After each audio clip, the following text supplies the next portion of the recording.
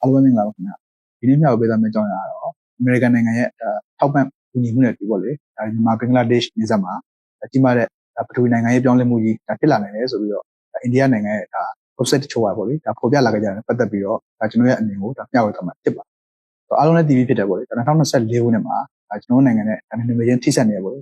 ဘင်္ဂလားဒေ့ရှ်နိုင်ငံမှာကြီးမားတဲ့နိုင်ငံရေးပြောင်းလဲမှုကြီးဖြစ်ပေါ်ခဲ့တာဖြစ်ပါတယ်ဒီ UNES ဆိုတာတက်မလာနိုင်ပေါ့လေရှက်ရစင်နာဆိုတာတက်ထက်မှာခရေကဒီမြန်မာဘင်္ဂလားဒေ့ရှ်နေဆက်မှာဒီနိုင်ငံတစ်ခုထူထောင်လိုကြောင်းနဲ့ဒီဘင်္ဂလားပင်လယ်ကိုအတွင်းမှာပေါ့လေစစ်စခန်းတစ်ခုခြေပြုတိစောက်ဖို့တက်ပေါ့လေခွင့်ပြုပေးဖို့တောင်းဆိုခဲ့တယ်ဆိုပြီးတော့လည်းအတန်ထွက်လာကြတာရှိတယ်အဲ့ဒီသတင်းတွေထွက်လာပြီးတော့မကြခင်မှာပဲပြီးခဲ့တဲ့နှစ်ဩဂုတ်လ9ရက်နေ့မှာရှက်ရစင်နာဆိုတာတုတ်ကြခဲ့တယ်ဒီရှက်ရစင်နာဆိုတာတုတ်ကြပြီးချင်းမှာဒီအနောက်အစိုးရပေါ့လေကျောထောက်နောက်ခံဖြစ်တဲ့ UNES ဆိုတာတက်လာခဲ့တာဖြစ်ပါတယ်ဆိုတော့ဒီ UNES တက်လာခြင်းမှာပေါ့လေဒီပြီးခဲ့တဲ့နှစ်အော်တိုဘာလဒီ16ရက်နေ့မှာဒီဘင်္ဂလားဒေ့ရှ်နိုင်ငံရဲ့အစိုးရအကြီးအကဲပေါ့လေမိုဟာမက်ယူနတ်ကဒီရခိုင်ပြည်နယ်မှာပေါ့လေအမေရိကန်နဲ့ကုလသမဂ္ဂရဲ့ကျောထောက်နောက်ခံတဲ့အတူမြန်မာနိုင်ငံရဲ့ရခိုင်ပြည်နယ်ထိပေါ့လေရှေ့လျားတဲ့လူသားရင်းစာနာထောက်ထားမှုစင်ကြံတစ်ခုတိစောက်ဖို့အတွက်စီစဉ်နေတယ်ဆိုပြီးတော့ပြောကြခဲ့တာဖြစ်ပါတယ်နောက်တစ်ချက်ကတော့ဒီမြန်မာနိုင်ငံမှာရှိတယ်ပေါ့လေရခိုင်ပြည်နယ်ထဲမှာရှိတဲ့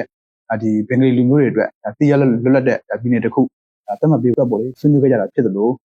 ဒီတိုင်းသားနဲ့တိုင်ပွဲနေတယ်ထိတွေ့ဆက်ဆံဖို့အတွက်စီစဉ်ခဲ့တယ်ဆိုပြီးတော့ဒီနေ့ထွက်လာခဲ့တာရှိပါတယ်ဆိုတော့ဒါနဲ့ပတ်သက်ပြီးတော့ဒီ American Pacific စစ်ဌာနချုပ်ကတာဝန်ရှိသူတွေနဲ့ပေါ့လေဒီရောက်လာပြီးတော့ဒီမြန်မာဘင်္ဂလားဒေ့ရှ်နေဆက်နဲ့ပတ်သက်ပြီးတော့ဆွေးနွေးခဲ့ကြတာဖြစ်သလိုဒီ American နိုင်ငံသားရေးဝန်ကြီးဌာနရဲ့တာဝန်ရှိသူတွေကလည်းဘင်္ဂလားဒေ့ရှ်နိုင်ငံကိုပေါ့လေဒါခဏရောက်လာကြတာကိုလည်းအားလုံးတွေ့ရမှာဖြစ်ပါတယ်အဲ့တော့ဒီလက်ရှိအချိန်ကာလကဒီ American ဥဆောင်တဲ့ပေါ့လေဒီကမ္ဘာလုံးဆိုင်ရာစီးပွားရေးစစ်ပွဲ Global Economic War ဆင်နွှဲနေကြတဲ့အချိန်ဖြစ်တဲ့အတွက်မြန်မာနဲ့ဘင်္ဂလားဒေ့ရှ်ကိုတုံးချပြီးတော့တရုတ်နဲ့အိန္ဒိယအပေါ်မှာမဟာဗျူဟာထင်းချောင်းရေးအတွက်proxy သုံးဖို့ကြိုးပမ်းလာနိုင်တယ်လို့ကျွန်တော်တို့အနေနဲ့သုံးသပ်မိတယ်။ဒါအပြင်မြန်မာနိုင်ငံမှာအိန္ဒိယရဲ့ကလဒန်မြေကျောင်းဖက်ဆောင်သုံးစီမံကိန်းအပြင်တရုတ်ရဲ့မဟာဗျူဟာမြောက်စီးပွားရေးဇင်းရံတည်ရှိနေတာဖြစ်ပါတ